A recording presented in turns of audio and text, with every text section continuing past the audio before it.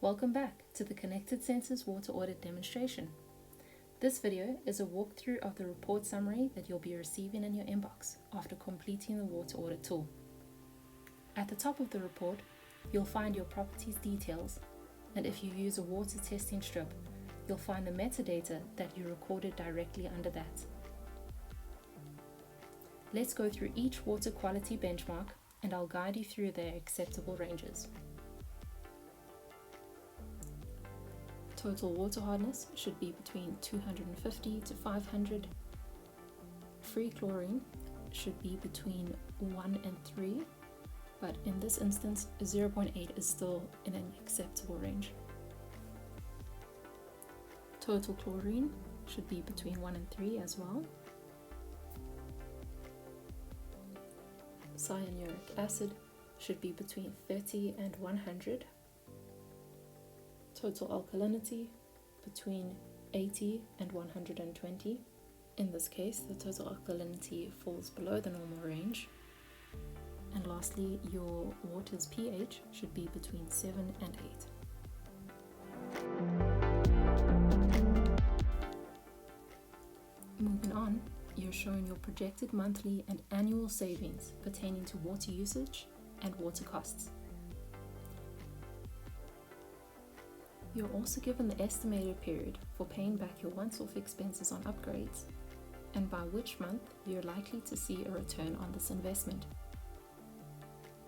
If you take a look at your current versus projected water usage in this graph on the left, it should further back up your estimated savings. This use case could have close to a 50% reduction in monthly water consumption, and if you take a look at your graph to the right, your annual cost savings are visually demonstrated too. In this estimated annual return on investment graph, we compare three important cost factors. The first being the once-off cost, which is the combination of the part upgrades, repairs, the labor to carry out these tasks, and your water monitoring device expenses. The recurring costs would be the subscription to those monitoring devices, along with their related services. When these two values are measured against your projected annual water costs, you immediately get an idea of whether all these upgrades will provide a return on the investment into your building's infrastructure or not. As we progress, we're given an overview of the building's point of use efficiencies.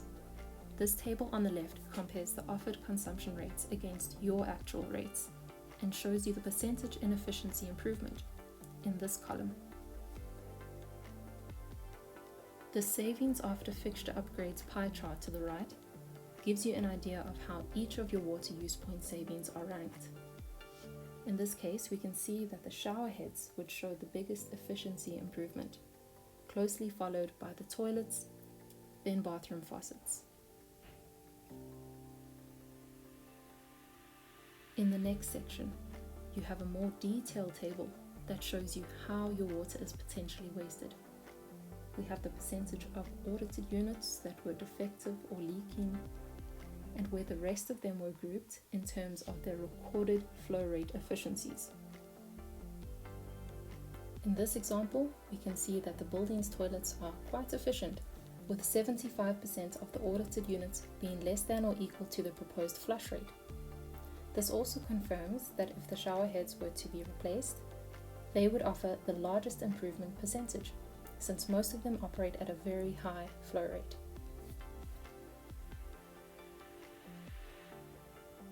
Below the table, you're shown your building's monthly consumption compared to that of the estimated average use per household in Canada.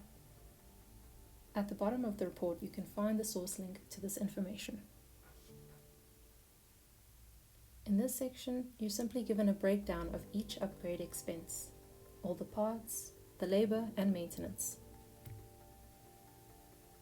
The last section to your report specifies the value offered when subscribing to or purchasing one or more connected sensors water monitoring devices.